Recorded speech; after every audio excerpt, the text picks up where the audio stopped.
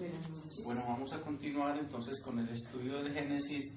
Esta última parte es muy larga, porque es toda la historia de Abraham, de Isaac, de Jacob, de todos los hijos. Es muy larga, voy a tratar de hacerla pues así lo más resumido posible, porque generalmente representan los mismos personajes y hay patrones de conducta que son muy comunes entre ellos. Entonces voy a tratar pues, de resumirlo un poquito, tratando de prestar atención a lo que sea como un poquito más relevante. Vamos a empezar por acá, por la historia entonces de Abraham, que al principio se llama Abraham, sin H intermedia y sin la otra se llama Abraham. Voy a escribírselas acá. Al principio se llama así, Abraham. Y más adelante ya no se va a llamar Abraham, sino Abraham.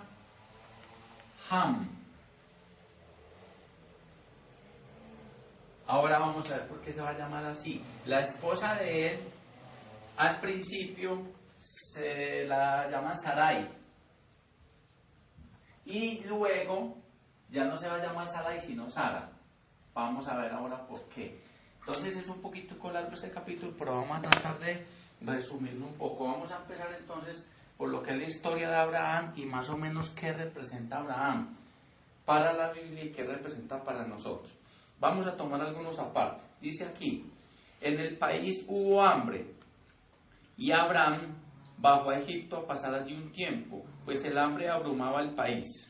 Estando ya próximos a entrar en Egipto, dijo a su esposa Sarai: mira, yo sé que eres una mujer hermosa.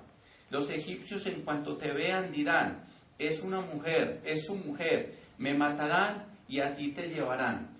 Di pues que eres mi hermana, para que me traten bien, y en consideración a ti, yo viva gracias a ti. Más adelante dice, Yahvé castigó a Faraón y su gente con grandes plagas. Entonces Faraón llamó a Abraham y le dijo: ¿qué es lo que has hecho conmigo? ¿Por qué no me dijiste que era tu esposa, sino más bien me la presentaste como tu hermana? Por eso yo la hice mi mujer. Mire lo que hace este señor. A la esposa la presenta como la hermana.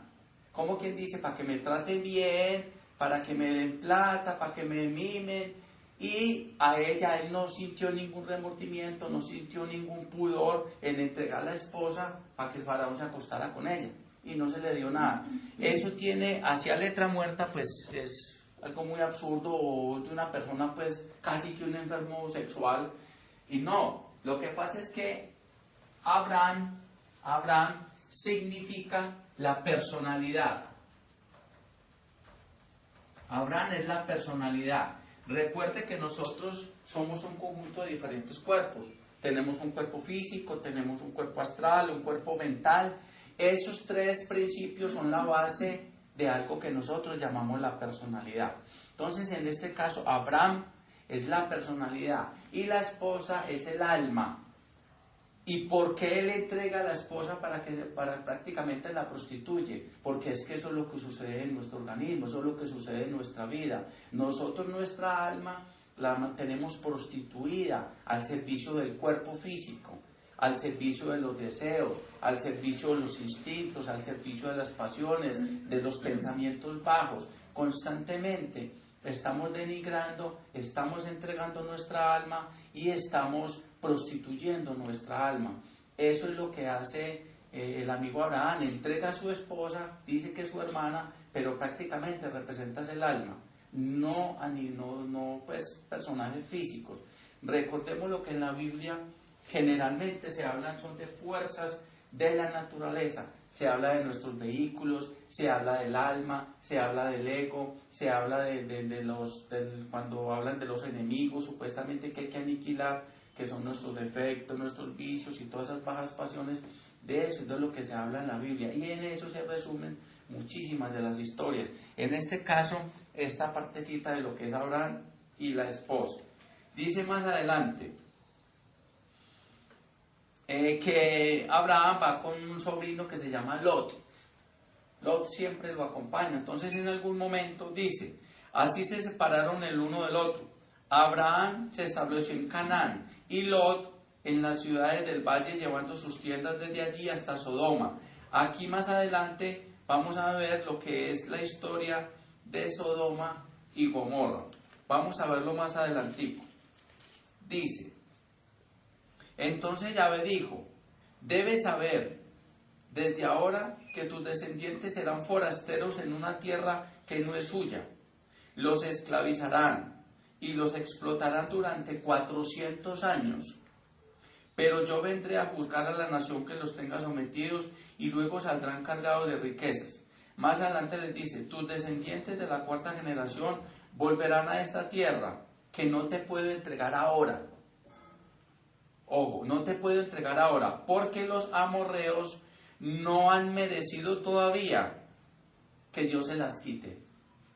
Mire, nuevamente siguen pintando a Yahvé como un Dios malicioso, calculador. Dice, ustedes van a ser explotados y esclavizados durante 400 años. 400 años, que si lo resumimos es igual a 4. ¿Qué significa esos 400 años? El número 4 significa la materia.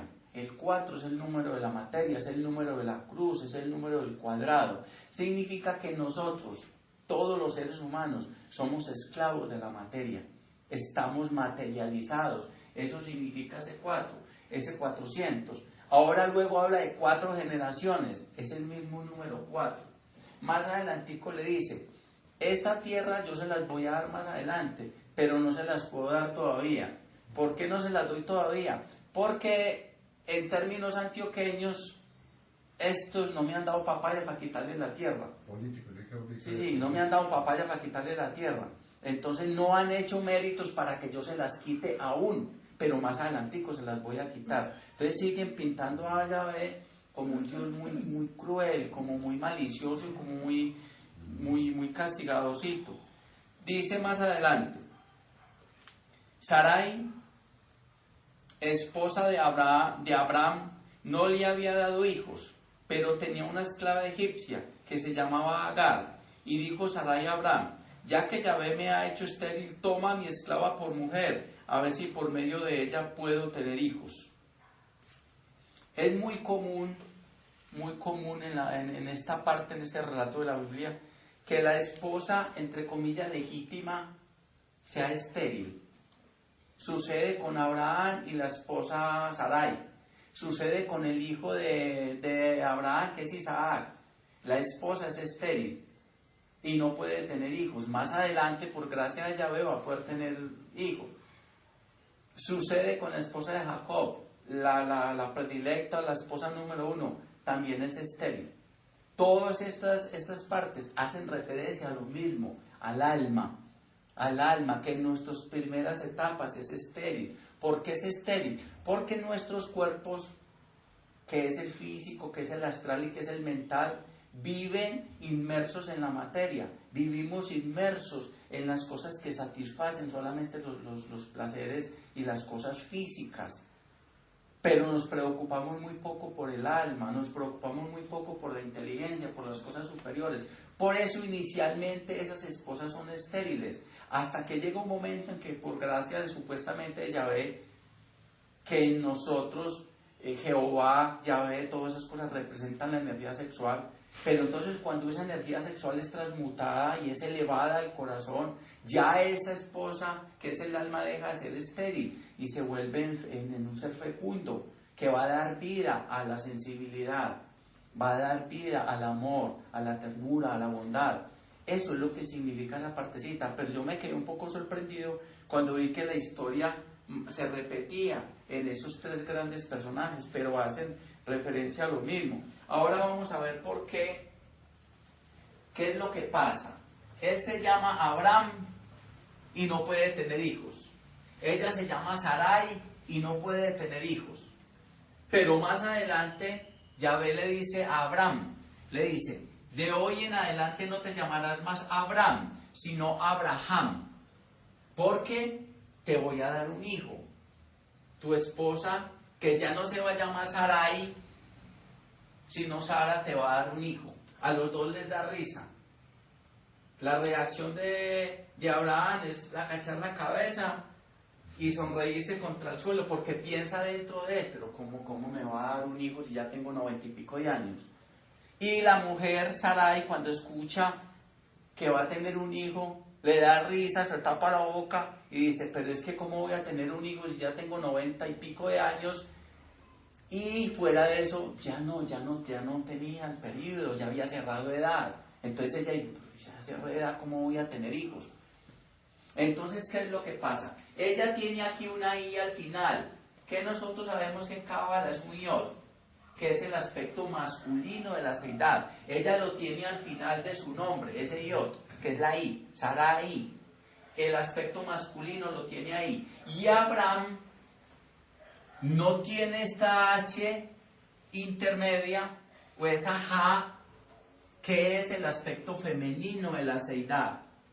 Entonces, ¿qué es lo que hace? ¿Qué es lo que supuestamente pasa acá?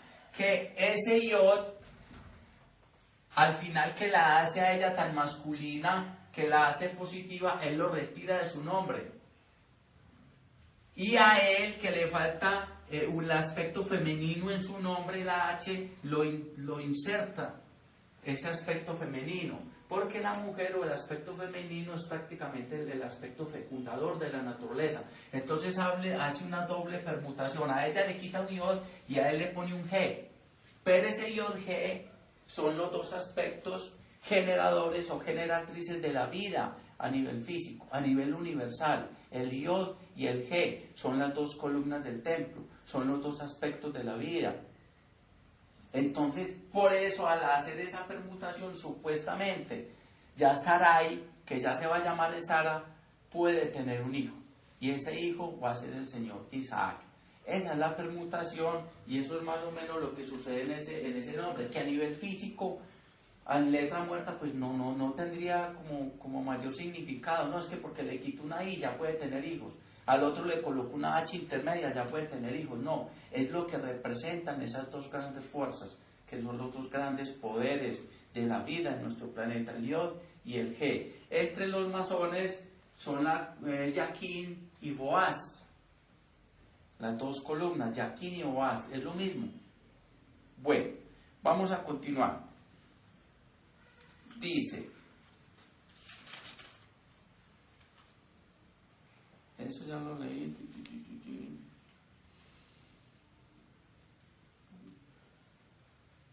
Dice, Abraham ruega por Sodoma y Gomorra. Entonces Yahvé le dijo, las quejas contra Sodoma y Gomorra son enormes. Qué grande es su pecado. Voy a visitarlos y comprobaré si han actuado o no según el rumor que ha llegado hasta mí. Si no es así, lo sabré. Mire, le voy a repetir este pasito porque me parece muy gracioso. Las quejas contra Sodoma y Gomorra son enormes. ¿Quién ponía esas quejas? No sé. Qué grande es su pecado. Voy a visitarlos y comprobaré si han actuado o no según el rumor que ha llegado hasta mí. Si no es así, lo sabré. Entonces aquí el Señor ya ve que es todo un Dios todopoderoso, único.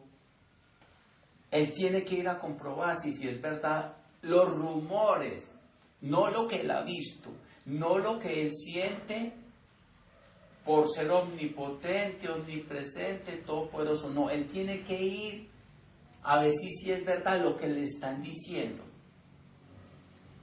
Lo que le están diciendo. Entonces no parece un Dios, sino que parece un gobernador o un alcalde o un presidente que le dicen, vea, está pasando tal cosa, pero él no ve. Entonces tiene que venir a comprobar físicamente las cosas, porque no sabe si es verdad o no es verdad.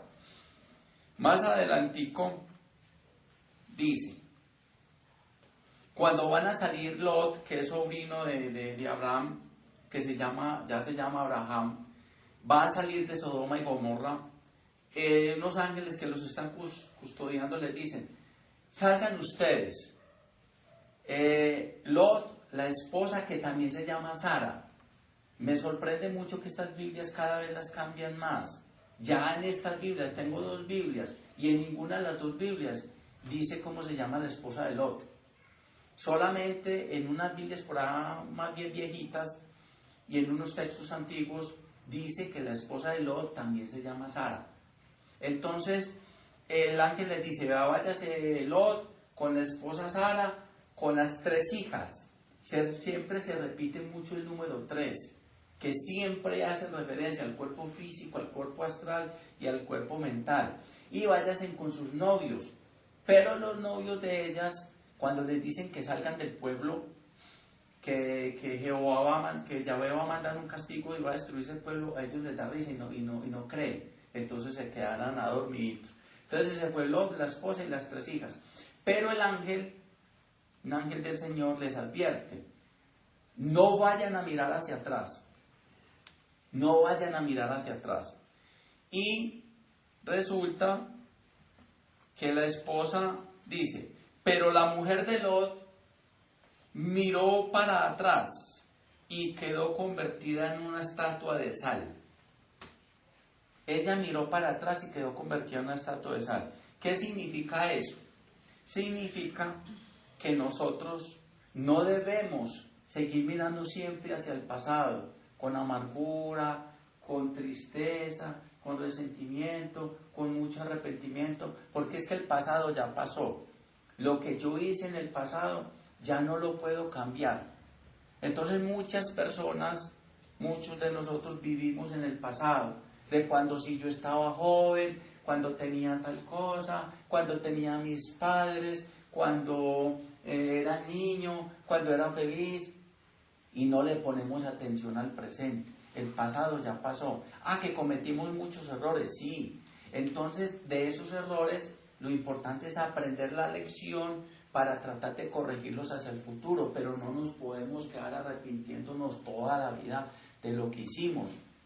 Aprender de lo que hicimos para no volver a cometer esos errores en el futuro. Y si es posible, corregir esos errores con sabiduría. Yo les he manifestado en algunas ocasiones que cuando era niño y vivía en una finca, por allá algunos malandrines, peores que yo, me enseñaron a hacer caucheras y a matar pajaritos. Y yo llegué a matar pajaritos. Y a mí eso me duele profundamente. Pero yo no me puedo quedar allá arrepentido. Entonces, ¿qué puedo hacer ahora? Hombre, cuando tengo oportunidad, alimento a los pájaros.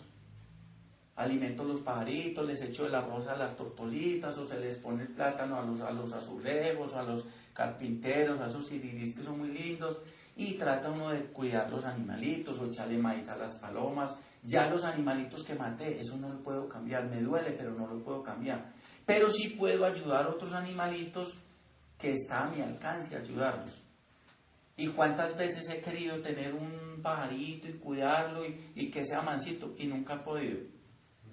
Y cuando, por ejemplo, mi esposa ha cogido, que a veces cogemos tortolitas y pichoncitas y los cuidamos, la gran mayoría, a pesar de los cuidados que ella les da, que los alimenta y todo, se mueren. Y yo cuando ellos se mueren siento la tristeza y digo yo, y me acuerdo de lo que hice, pero ya no puedo cambiar eso. Entonces ella se volvió estatua de sal, fue porque se quedó viviendo en el pasado. Nosotros no nos podemos quedar en el pasado. Siempre tenemos que vivir el presente con alegría, con esperanza y mirar hacia lo que queremos ser en el futuro.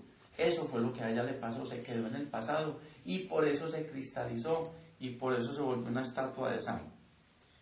Bueno, dice, Abraham se trasladó de allí al país de Negev y se instaló entre Cades y Sur. Después fue a pasar un tiempo en Gerar. Abraham decía de Sara, es mi hermana. Por eso el rey de Gerar, llamado Abimelech, la mandó a buscar para él. Ya era costumbre de Abraham hacer lo mismo. Donde iban, diga que usted es mi hermana. Y a él no le importaba quién se la llevara, quién se acostara con ella. Lo importante era cuidarse él.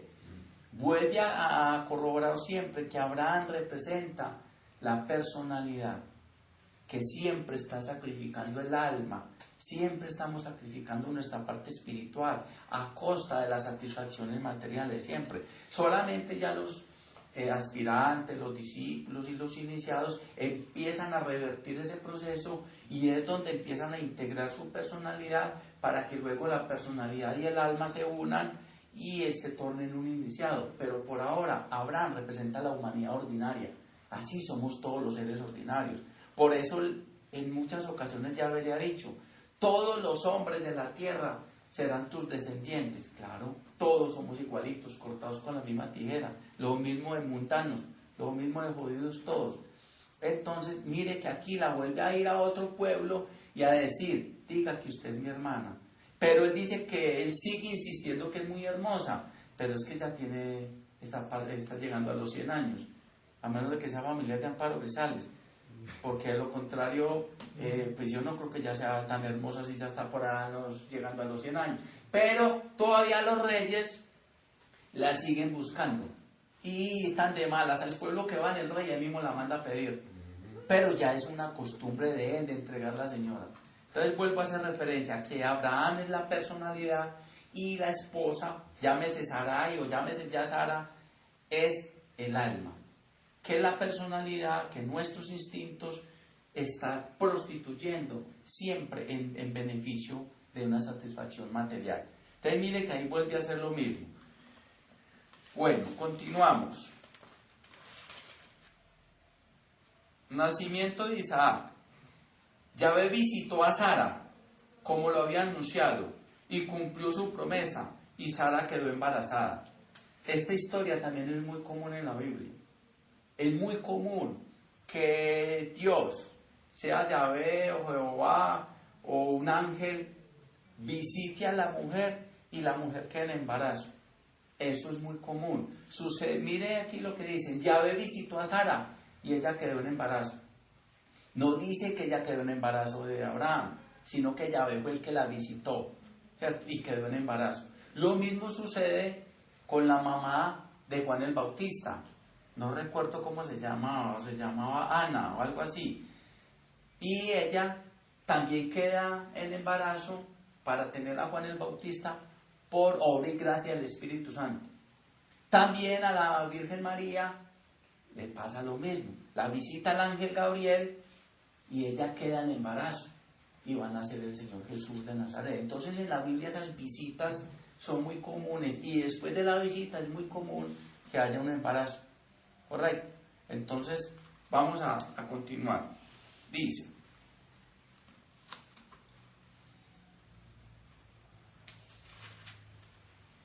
bueno, ya sabemos por la historia que van a ser el hijo de Abraham, que se va a llamar Isaac, que Jehová o Yahvé le ordena a Abraham que lo debe de circuncidar y que él se debe de circuncidar. Y de ahí es donde viene esa creencia de todos esos judíos y todos esos musulmanes de que ellos se tienen que circuncidar y que las personas que no se circuncidan, dice aquí textualmente en la Biblia, que no son parte de los hijos de Dios, no son hijos de Dios las personas que no se circuncidan. Pero ¿qué significa esa circuncisión? Digamos, les cortan una membrana en el prepucio. Lo que significa esa circuncisión es que nosotros vamos un día a sacrificar el instinto sexual en aras de un crecimiento y una vida espiritual. Eso es lo que significa esa circuncisión. No es tanto el acto físico, sino lo que ella representa. Enseñarle a ese pueblo que la energía sexual no era un juego, que no era una diversión, sino que era el medio para la humanidad elevarnos, es la energía sexual. Pero cuando se mira y se trabaja con respeto, no como un juego, ni como una diversión para la humanidad. Entonces, de ahí viene lo que es el hecho de la circuncisión. Más adelante también sabemos que le van a pedir a Abraham que sacrifique a su hijo Isaac, que se lo sacrifique a Yahvé, pero es una prueba de Yahvé para saber si Abraham, si es leal a él o no, si le es leal, ¿correcto? obviamente pues ese sacrificio no se lleva a cabo porque el mismo Yahvé lo impide, pero esa es la prueba que él exige. Bueno, más adelante dice, dice que Eliezer busca una esposa para Isaac. Isaac ya es un hombre, ya ha llegado el momento de casarse, y su padre Abraham no quiere que él se case con una mujer de Canaán. Todos hacen lo mismo, todos esos grandes patriarcas, lo hace Abraham, lo hace Isaac, lo hace el mismo Jacob, lo va a hacer Esaú, todos esos grandes, ellos le sacan el cuerpo a las mujeres de Canaán. Pero ¿quiénes son las mujeres de Canaán? Cuando vimos la historia de Noé, recordemos que él maldijo a su hija menor, a su hijo menor, que se llamaba Can. ¿Recuerdan? Que lo vio borracho y supuestamente le dio risa. Él lo maldijo. Y de ahí vienen el pueblo de Canaán, de los hijos de Can. Entonces Can representa el cuerpo físico. También los hijos de Noé son lo mismo. Can representa el cuerpo físico. El otro, Sem, representa el cuerpo astral. Y Jafet corresponde a la parte mental. Entonces los hijos de Canaán son los hijos mundanos, son las mujeres mundanas, son las personas, digámoslo así, más bajas. Por eso ellos no quieren que sus hijos tomen esposas dentro del pueblo de Canaán. O sea, ellos lo consideran como la raza más baja. Por eso es que no quieren que tomen esposas. Entonces van a buscarle esposa a Isaac, pero le advierten que no puede ser una mujer de Canaán. Entonces el criado de Abraham parte a buscarle la esposa. Y dice, no había terminado de hablar porque ya la estaba buscando cuando salió Rebeca con su cántaro al hombro. Era hija de Batuel, el hijo de Milca, la esposa de Namor, hermano de Abraham. La joven era muy bella y era virgen. También siempre se hace énfasis en toda esta parte de la Biblia en que la mujer siempre tiene que ser virgen. Siempre tiene que ser virgen. Nuevamente hacen referencia al alma. Siempre hacen referencia al alma. Ese debería ser el estado ideal de nuestra alma, en estado de pureza, de inocencia, de bondad. Desafortunadamente, pues nosotros todavía no somos seres algo bajos y no hemos llegado a esas etapas. Eso se ha transmitido a través de las generaciones y hasta hace 20 años el tipo que se casaba y si la mujer no era virgen tenía el derecho de ir a hacerle el reclamo a los suegros y ponerles problema porque o prácticamente le daban nulidad al matrimonio si podía comprobar que ella no era virgen cuando se casaron. Ahora eso es una tontería. Ahora el problema, ya lo difícil es encontrar que la niña sea virgen cuando se case, ¿cierto? Primero era al contrario, ya no, y eso ya no importa. Las personas, y eso a las personas no importan, ya eso no nos interesa para nada, pero desde ahí es que nos vienen a nosotros todas esas costumbres. Dice, más adelantico vamos a hablar de lo que es la historia de Jacob, que Jacob y Esaú son hijos de Isaac. Entonces Isaac busca esa esposa y la esposa se llama Rebeca. Y Rebeca, como cosa curiosa, es estéril. Es estéril. Vamos a ver por acá. Nacimiento de Esaú y Jacob. Isaac rogó a Yahvé por su esposa que era estéril. Yahvé le escuchó y Rebeca quedó encinta. Como los mellizos chocaban en su seno, ella se amargó y fue a consultar a Yahvé. Yahvé le dijo, 2 naciones hay en tu seno, 2 pueblos se separan desde tus entrañas, uno será más fuerte que el otro, y el mayor servirá al menor. Nuevamente están haciendo referencia a lo que es la lucha entre la personalidad y la parte espiritual. Miren, 2 mellizos, 2 gemelos, a nivel astrológico son el signo de Géminis, que son gemelos. el gemelo blanco y el gemelo negro. Porque se dice que los geminianos, el signo Géminis es dual. Dual. A veces uno representa el cuerpo físico y el otro representa el alma. Uno, entre comillas, es bueno y el otro no es tan bueno. Eso es lo que sucede siempre con esos gemelos. Entonces, acá, Esaú y Jacob son a nivel astrológico el signo Géminis, pero a nivel físico son la personalidad y el alma. La personalidad, en este caso, es Esaú. ¿Por qué es Esaú? Vamos a ver por qué. Dice, el primero, que era Esaú, la personalidad, era rojizo y tan peludo que parecía un abrigo de pieles, por eso lo llamaron Esaú. Enseguida salió su hermano, quien se agarraba con su mano del talón de Esaú, y lo llamaron Jacob. Jacob. Crecieron los dos varones. Esaú llegó a ser un experto cazador y hombre del campo, mientras que Jacob era un hombre muy sencillo y vivía en las tiendas. Entonces el uno era muy trabajador y muy fuerte, el cuerpo físico, la personalidad, y el otro era muy delicado y vivía en las tiendas. Lo que quieren decir ahí era que no trabajaba físicamente, porque es que él no es un ser físico. Es Jacob, vamos a ver, representa nuestra parte espiritual. Eso es Jacob. Es nuestro ego. Eso es Jacob. Entonces colocamos Jacob. Jacob. Si nosotros lo traducimos en letras, la J en español equivale a la I. I-A-O. Jacob realmente es el I-A-O.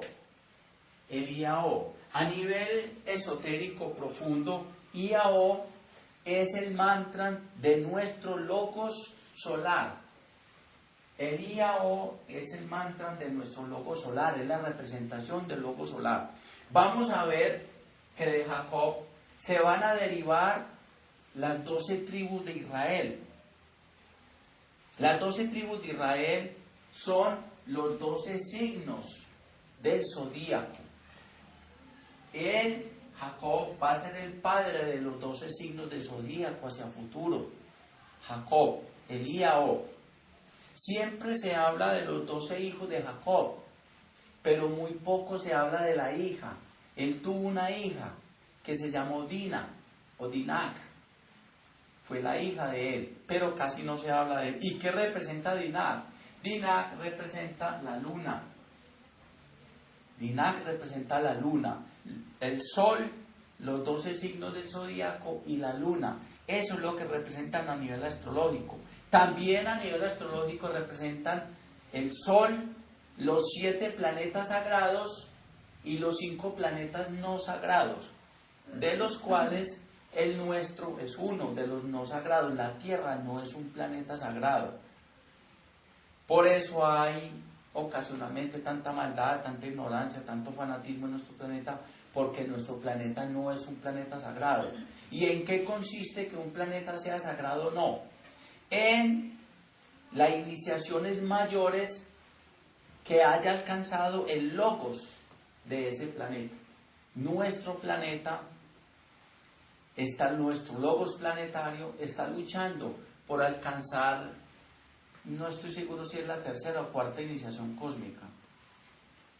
La cuarta iniciación cósmica, que equivale en iniciaciones para otros seres a alcanzar prácticamente lo que es el chelado o el aratado entre los orientales. Dicen que la cuarta iniciación es la iniciación más dura y más peligrosa de las iniciaciones, la cuarta, que es por la que atraviesa el Señor Jesús de Nazaret cuando supuestamente está en el desierto, donde vaga 40 días por el desierto, el número 4, para alcanzar la cuarta iniciación. Entonces vemos que todas esas cosas son alegóricas. Volviendo a la historia de Jacob, entonces Jacob es el I-A-O. Y su hermano Esaú es la parte material, es la personalidad, tiene que ver con todo lo que es la parte física. Esaú acá lo pintan como si fuera no muy bueno, pero personalmente me parece más bueno que Jacob, personalmente, porque vamos a ver las trampas que le hace el hermano y las cosas que le hace, y uno dice, bueno, pero nosotros ¿de qué nos quejamos si ahora hay tanta maldad? ¿Por qué nos quejamos si es que esa maldad viene de los tiempos de Dios? Supuestamente Yahvé patrocinaba esta maldad. Vamos a ver lo que hace, lo que le hace Jacob a su hermanito. Crecieron los dos varones. Esaú llegó a ser un experto cazador y hombre de campo, mientras Jacob era un hombre muy sencillo y vivía en tiendas. Dice, Isaac prefería a Esaú, pues le gustaba la caza, pero Rebeca, que era la esposa, prefería a Jacob. Dice,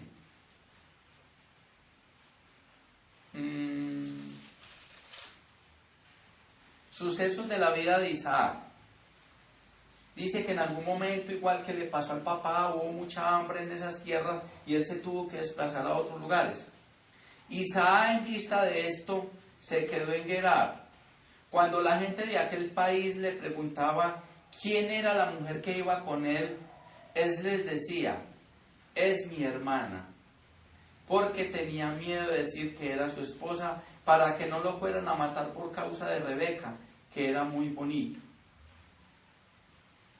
Mire, él repite la historia del papá, es igualito, lo mismo que el papá negaba a la esposa y decía que era la hermana y la entregaba, Isaac hace lo mismo con Rebeca.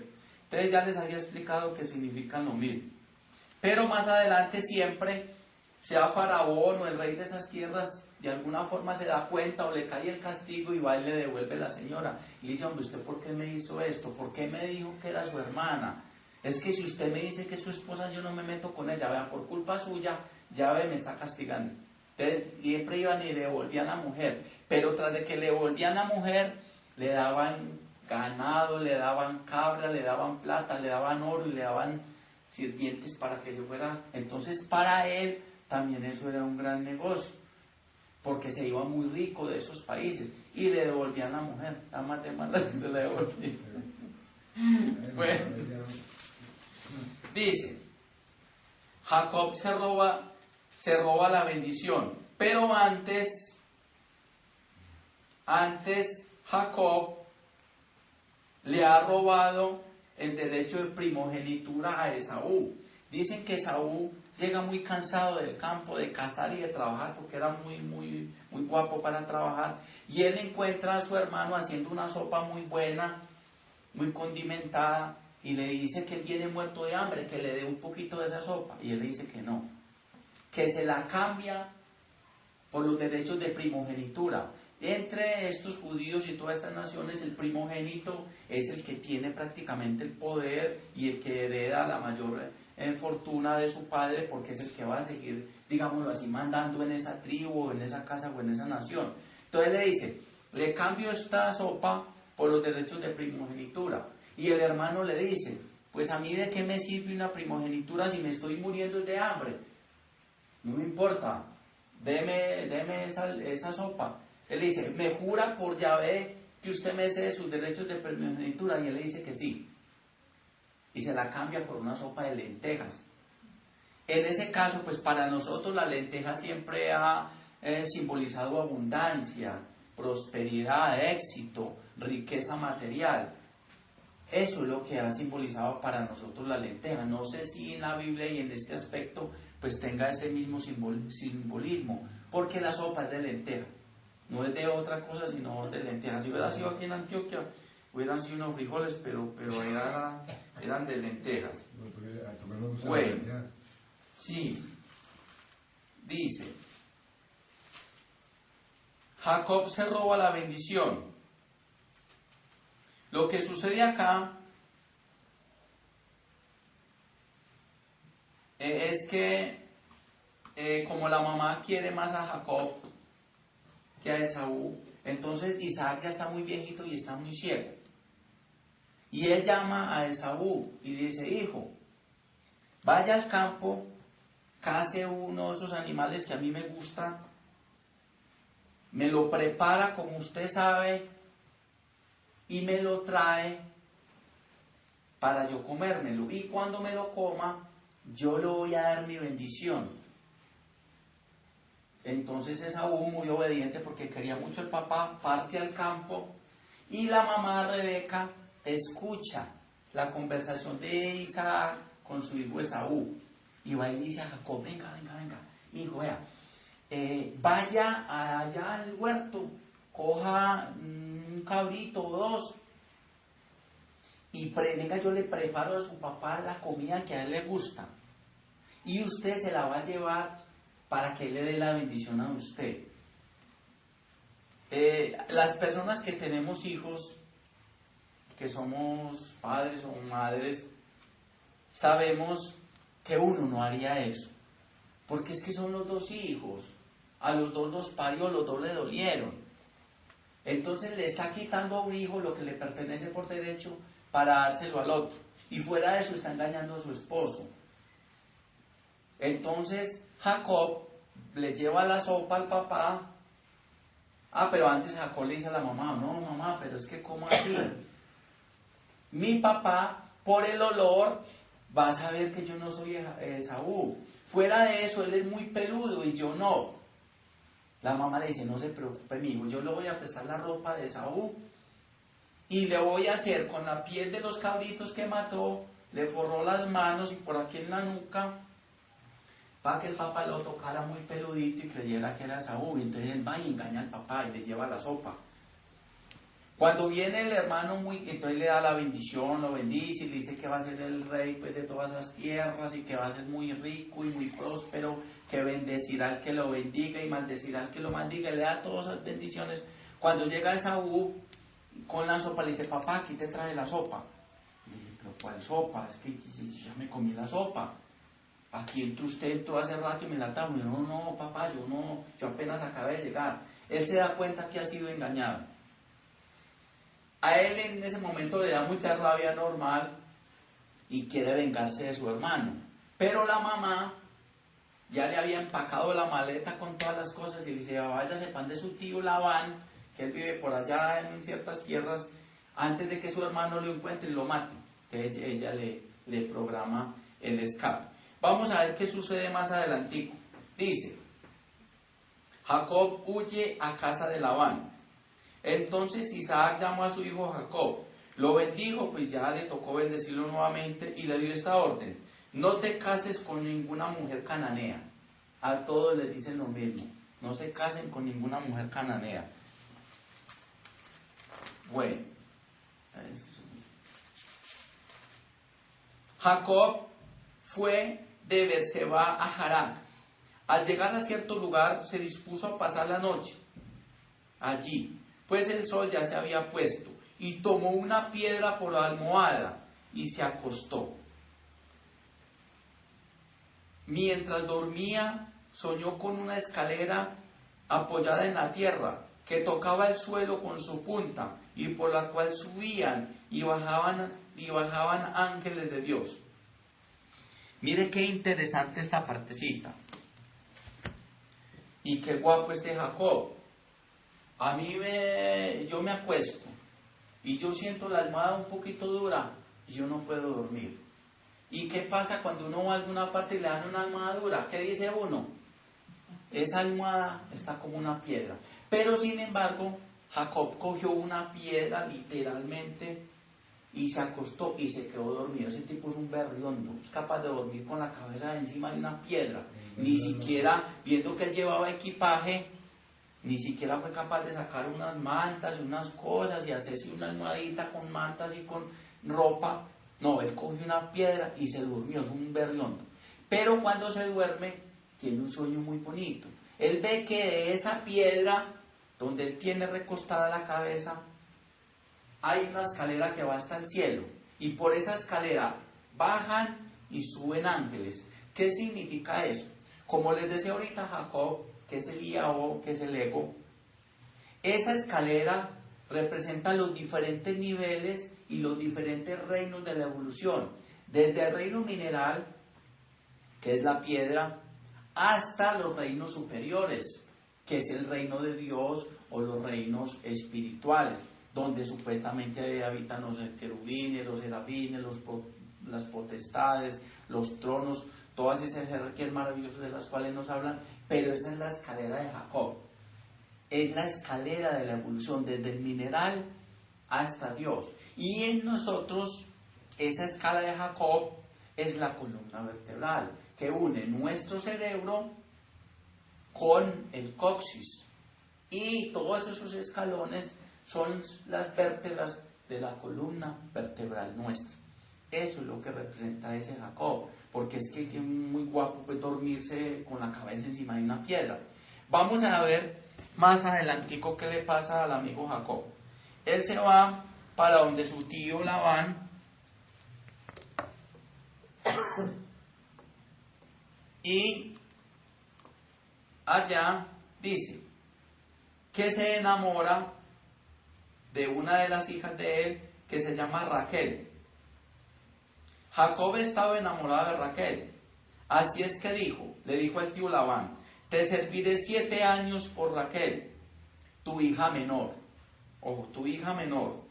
Labán dijo: mejor es dártela a ti que dársele a otro, quédate pues conmigo. Entonces Jacob le trabaja a su tío 7 años para que le dé a Raquel por esposa. Cuando él trabaja, se cumplen los 7 años, él le dice: bueno señor, ya se cumplieron los 7 años, entonces ya es hora de yo casarme con Raquel, de que usted me la dé por esposa. Y le dice: ¿cómo no? Y por la noche le manda a la esposa. Era costumbre en ellos que la mujer fuera completamente velada, forrada, que no le vieran la cara ni nada, y se la manda allá a la pieza. El hombre muy contento con su esposa.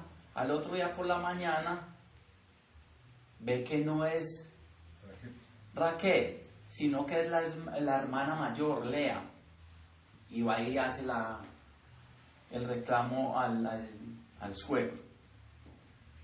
Y el suegro le dice: no, lo que pasa es que aquí en este país es costumbre que primero se case la hija mayor que la hija menor. Pero entonces mire todos los engaños y las trampas y cómo el pueblo judío, y sin ánimo pues de sembrar resentimientos ni rencores, porque eso no es nuestro trabajo, siempre en el mundo ha sido estigmatizado por eso, por ser un pueblo tramposo, mentiroso, ladrón. Porque es que mire, desde los tiempos bíblicos, mire todas las trampas que uno ve. Las trampas, todos son mentiras y trampas. Entonces le metió la hija mayor y le dice: no, pero tranquilo, o quédese trabajando otros 7 años que yo le entrego a Raquel. Él se queda trabajando otros 7 años y vuelve. En esta Biblia no aparece así ni en la otra que tengo, pero en unos escritos antiguos él le vuelve y le hace la misma. Le vuelve y le manda a una vieja toda forrada, se acuesta con ella y al otro día ve que tampoco es Raquel, sino que es la otra hermana, porque es que él tenía 3 hijas. Y vuelve y dice: hombre, pero ¿cómo así usted? ¿Por qué? Y le dice: no, tranquilo, hombre, no se preocupe, quédese trabajando otros 7 años aquí conmigo juicioso, que la próxima vez ya sí le doy a Raquel. Claro, pues ya le había metido las otras 2. Él vuelve y trabaja 7 años, hasta que por fin le da a Raquel como esposa. Cuando le da a Raquel por esposa, ella tiene hijos con las otras 2. Y Raquel, lo mismo que ha sucedido en otras partes de la Biblia, es estéril, no puede tener hijos. Pero él le sirve prácticamente 21 años. ¿Qué significa eso? Que es que nosotros, cada 7 años, cada septenario, representa uno de nuestros cuerpos, antes y de las iniciaciones, antes de él poder, digámoslo así, alcanzar a unirse con su parte álmica o espiritual, debe de superar esos septenarios, la parte física, la parte astral y la parte mental. Antes de nosotros alcanzar las iniciaciones, tenemos que superarnos en esos vehículos. No completamente, sino hasta cierto nivel. Solamente un adepto tiene educados y perfeccionados completamente esos vehículos.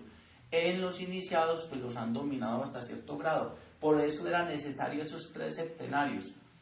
Y por eso le mete esos 3 golazos, que le metió 2 golazos y al último ya sí le dio la que era y lo pone a trabajar 21 años, que el número 21 también es un número alegórico, porque representa la letra Chin, que es la perfección. ¿Qué negocio va a haber un señor? Es la perfección, el número Chin, entonces mire que son 21 años. Y ahí hasta cierto punto le cobra un poquito la trampa que él le había hecho al hermano. Dice acá,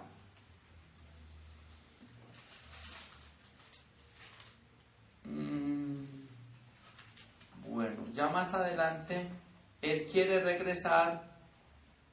Ya les dije entonces que los hijos de Jacob son los 12 signos del zodíaco y que su hija Dinah representa lo que es la luna. Bueno, más adelante Yahvé le dice, tu nombre es Jacob, pero desde ahora no te llamarás más Jacob, sino que tu nombre será Israel. Israel, que aquí dice que significa yo soy Dios de las alturas. Pero Israel en otros textos dice que significa invencible. De allí que muchos de estos pueblos judíos, concretamente los israelitas, que traen esa tradición, ellos se consideran pues el pueblo elegido y se consideran invencibles. Lo que pasa es que cuando usted ve a Israel que pelea mucho, él sabe con quién pelea, no es pendejo. Israel nunca se mete a pelear con una potencia mundial. Él pelea con esos que tiene ahí al lado encima, enseguida, ¿cómo es que se llama? Palestina. Él pelea con Palestina, a veces de pronto pelea con Israel, con algunas veces trae conflictos con Arabia Saudita, pero él nunca se mete con una superpotencia o un país grande, sino que se mete con enemigos que él sabe que puede derrotar, y de ahí la famosa invencibilidad de Israel. Pero desde que yo soy niño escucho que Israel está en guerra con este, y todos son países pequeños y países que él sabe que tienen un mayor poderío militar. Bueno, pero de ahí viene la tradición de que Israel es un país invencible. Van a hablar entonces de los hijos de Jacob. Aquí hay una historia que también quiero que miremos, y es que cuando Jacob quiere regresar a sus tierras, él manda unos emisarios y manda unas caravanas adelante de él, porque se da cuenta que su hermano Esaú viene con 400 hombres. Mire, siempre se repite el número 4 o 400 o 40, viene con 400 hombres. A él le da mucho miedo y cree que el hermano viene a desquitarse por todas las cosas que le hizo. Sin embargo, el hermano es tan buena persona que realmente lo que está es muy contento y viene a abrazarlo y viene a saludarlo y viene a darle la bienvenida. Jacob le dice, no, vea, aquí le traje todas estas cabras, todo este ganado, estos chivos. Él dice, no, yo no necesito chivos, ni ganado, ni nada. Yo tengo muchas riquezas. Yo vine a saludarlo y a encontrar a mi hermano. Mire qué nobleza. Vine a encontrar a mi hermano. Bueno, hacen las paces, y más adelantico quiero que veamos algo que me parece a mí muy triste, que me parece muy lamentable. Dice, rapto de la hija de Jacob. Les voy a resumir esta partecita. Jacob sabemos que tiene una hija que se llama Dina, o Dinah.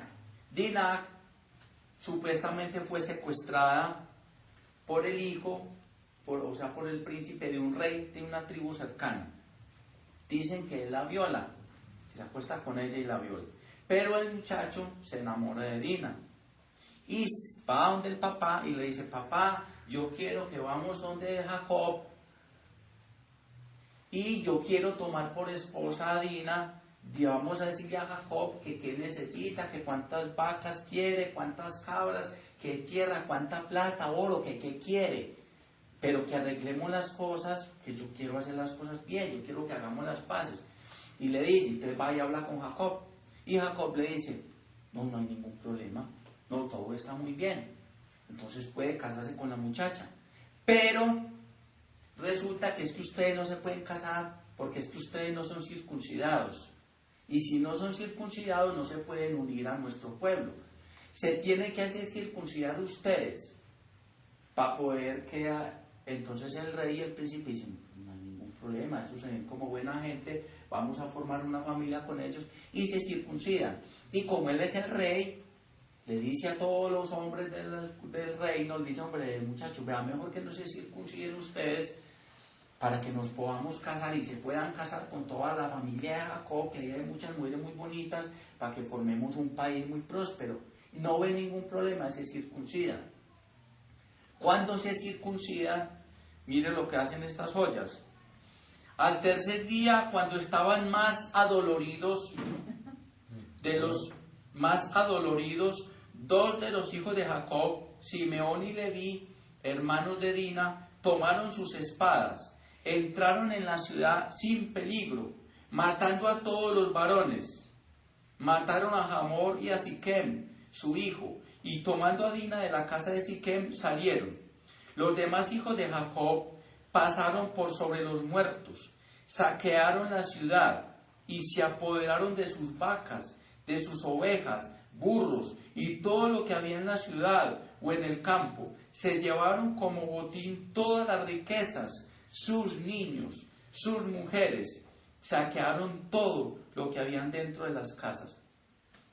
Si nosotros leemos a letra muerta, por Dios, entonces ¿de qué pueblo estamos hablando?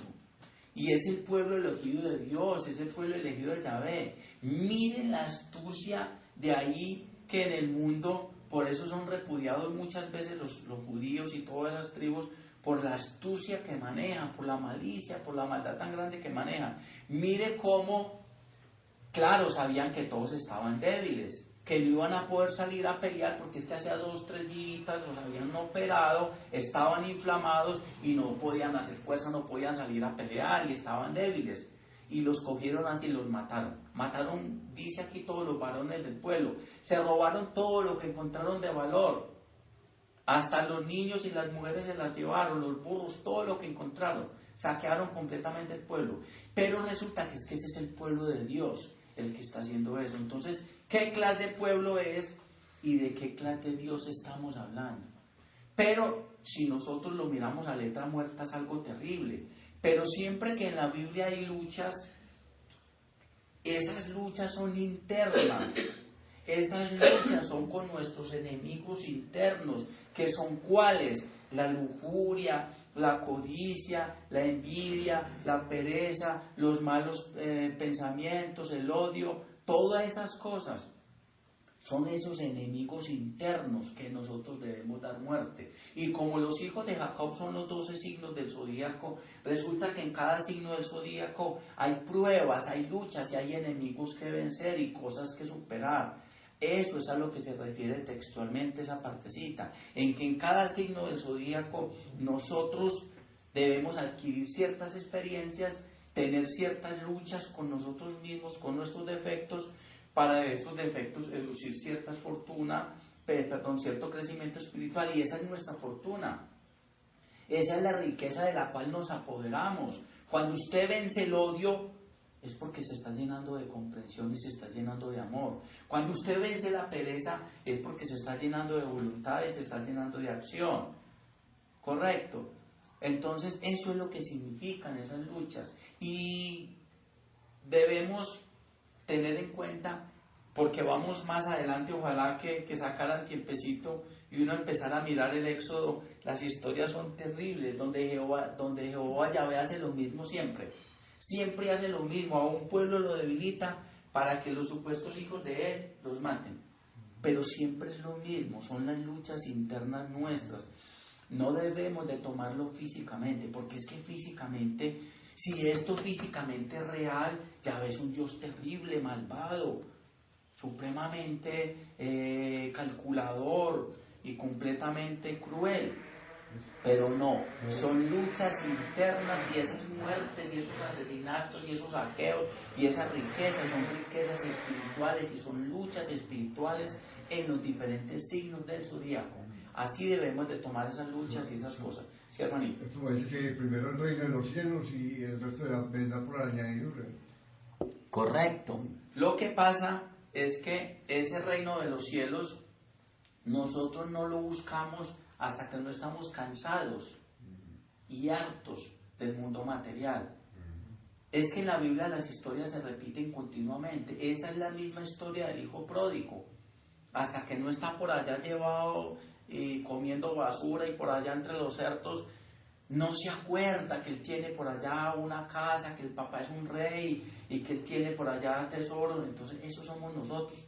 Cuando ya nos cansamos de la materia, llega un momento en que las almas empezamos a buscar el reino de Dios, pero cuando ya estamos cansados hasta el cuello en la materia, eso es un ciclo, eso es un ciclo evolutivo, pero no vamos a buscar ese reino de Dios hasta que no hemos agotado todos los atractivos de la materia. Cuando se agotan esos atractivos, entonces empieza el espíritu nuevamente a alarnos hacia nuestros hogares, a nuestra verdadera patria.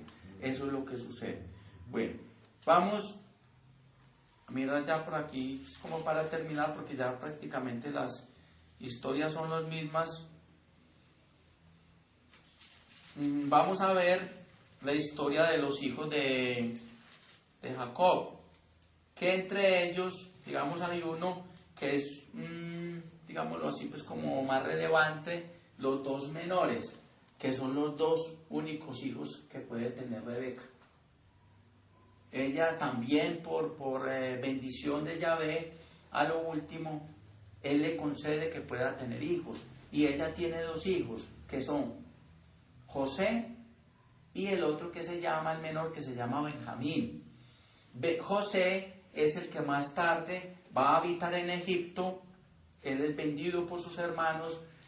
José, en este caso, que es vendido por sus hermanos, representa lo que es la mente abstracta, lo que es la mente superior, porque él es un visionario, él tiene sueños, él interpreta sueños, es una persona inteligente. En nosotros ese José representa la mente abstracta. ¿Por qué es vendido por los hermanos? Porque los hermanos todavía están vibrando en esa parte material y nosotros continuamente estamos vendiendo a ese hermano nuestro que es superior a ese que nos da los consejos bonitos: no haga esto, no haga aquello, cuídese de esto, no fume cigarrillo, no tome, no robe, no diga mentiras. A ese hermanito lo vendemos porque los otros hermanos nos dicen: ¿cuál? Venga, tomémonos la mediacita, fumémonos esto, tirémonos un gramo, saquémosle la plata a la tía, o hagamos trampa que nadie se da cuenta. Esos hermanos nos están vendiendo todo el tiempo, y ese es José,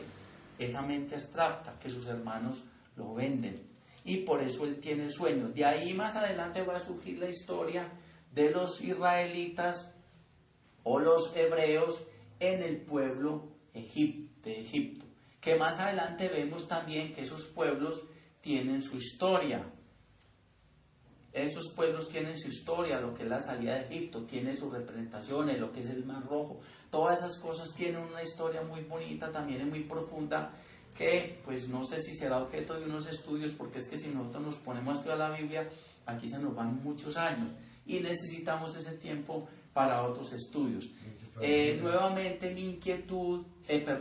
mi objetivo es inquietarlos para que estudiemos, para que inteligenciemos, para que tratemos de escudriñar en la Biblia cositas que nos hablen de una vida espiritual, no de unos acontecimientos netamente físicos, porque a la letra muerta la Biblia es un libro muy, muy delicado, pero a la luz del esoterismo y de la espiritualidad es un libro maravilloso. Yo, porque no sé interpretarla en la profundidad que lo haría un iniciado. Y si tuviésemos un maestro, nos hablaría de unos tratados alquímicos, mágicos, espirituales y astrológicos y astronómicos absolutamente inimaginables para nosotros, acá mismo en la Biblia.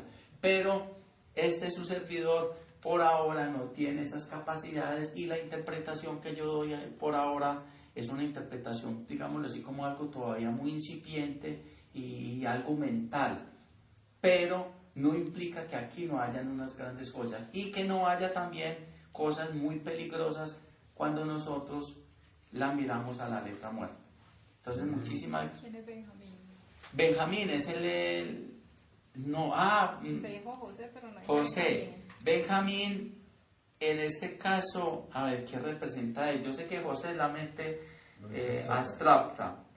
Benjamín no tiene esas capacidades que él tiene, pero él es el enlace para más adelante, él es el enlace entre él y los hermanos, porque cuando hay mucha pobreza en los hermanos de él, en Jacob y todos los hermanos, Jacob se vale del hermano menor de él, que es Benjamín, él le mete unas joyas y unas cosas entre el trigo y lo deja como esclavo para que tengan que venir todos los otros hermanos y tenga que venir el papá. Entonces él hace ese tipo de enlace entre el pensamiento abstracto y lo que es la parte concreta. Ese enlace en nosotros se da a través de la mente normal, del pensamiento concreto, o podría darse también a nivel de lo que llaman los orientales el budio, lo que es la ternura, porque este hijo Benjamín es también, a la desaparición de José, él pasa a ser los ojos y la vida tanto de Jacob como de la mamá. Entonces él es ese tipo de enlace que podría ser la mente concreta o podría ser también el amor o el buddhi o la sabiduría de que tanto hablan los orientales. Pero no he profundizado mucho todos esos otros personajes porque, como les digo, estoy tratando de hacer un resumen muy general y muy amplio, y sería bueno que cada uno de nosotros tratáramos de coger ciertos personajes, ciertos números y ciertos nombres, a ver qué nos dicen. Como les decía, mi objetivo es inquietarlos para que estudien. Muchísimas gracias, hermano.